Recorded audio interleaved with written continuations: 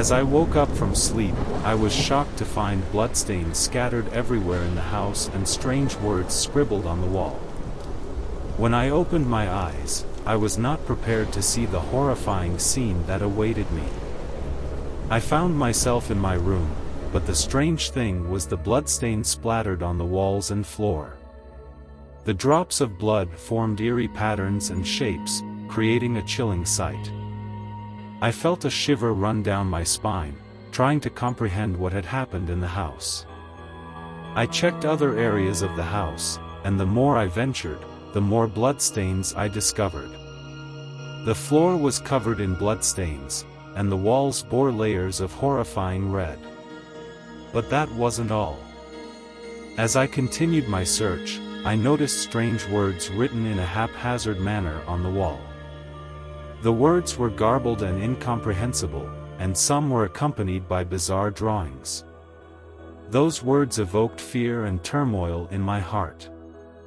I tried to understand the meaning of these terrifying messages and the origin of the bloodstains, but I found no answers. A sense of panic overcame me, and I felt helpless in ignoring the horror that loomed over the house. I decided to contact the police to report the horrifying incident I had discovered.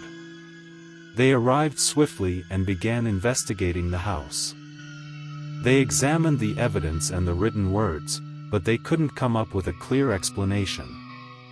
More questions swirled in my mind, and my anxiety remained unabated. The house was cleaned of the bloodstains, and the eerie words on the wall were wiped away, yet the lingering impact of that terrifying night remained. I began to feel uneasy in the house, and I continued to reach out to the police for help in uncovering more about this strange occurrence.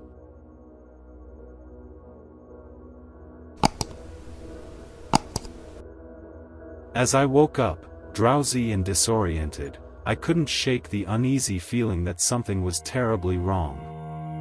The first sign of dread was the eerie silence that engulfed the house. There were no sounds of my family moving about, no murmurs of conversation or the familiar creaks of floorboards. It was as if the entire world had been swallowed by stillness. I called out for my parents and siblings, their names echoing through the empty hallways, but there was no response. Panic began to claw at my chest as I stumbled out of bed and made my way downstairs. The moment I reached the bottom step, my heart sank, and a chill ran down my spine. Every door and window in the house was boarded up, sealed tightly with heavy planks of wood. Rays of feeble light struggled to penetrate the gaps, casting sinister shadows across the walls. It felt like a grotesque parody of the place I once called home. Frantic thoughts raced through my mind. Why were we trapped inside? What had happened to my family?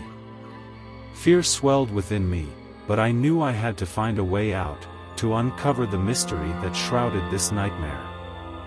I tore at the boards, desperate to pry them loose, but they seemed fused to the walls, immovable and solid. Panic turned into hysteria as I banged on the barricaded windows, hoping for someone, anyone, to hear my desperate cries for help. But the outside world remained oblivious to my plight. Time lost all meaning as I searched every nook and cranny, hoping for a hidden passage or a clue to explain our imprisonment.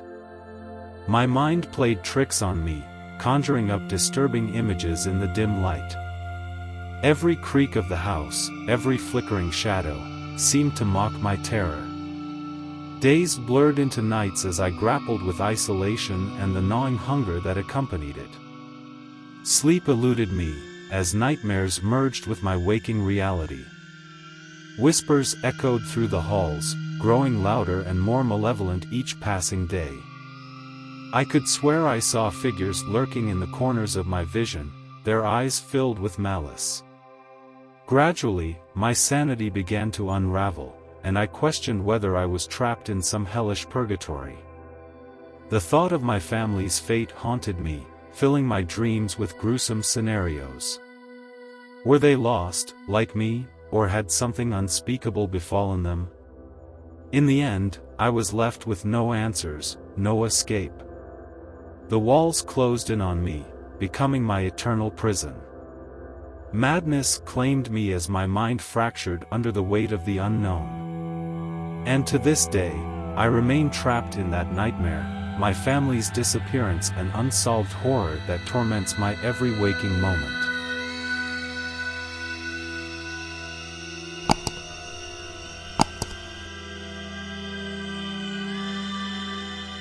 As I woke up in the middle of the night, I looked around and was startled by what I saw. The house was filled with strangers, unfamiliar faces filling the rooms and hallways. I remained silent in my bed, trying to comprehend what was happening and how these strangers came into my home. I decided to cautiously get out of bed, attempting to communicate with these unfamiliar individuals.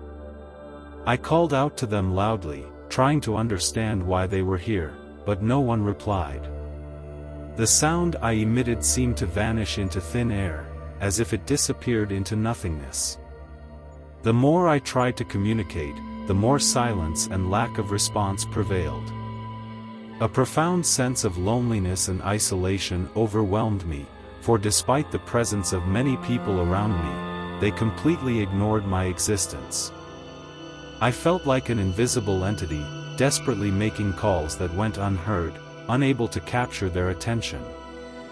I ran from room to room, trying to reach out to someone, but all my efforts were in vain. The strangers continued to ignore my presence, and I felt panic seeping into every cell of my body. The night seemed long and terrifying, filled with these eerie individuals who cast their unsettling shadows throughout the house.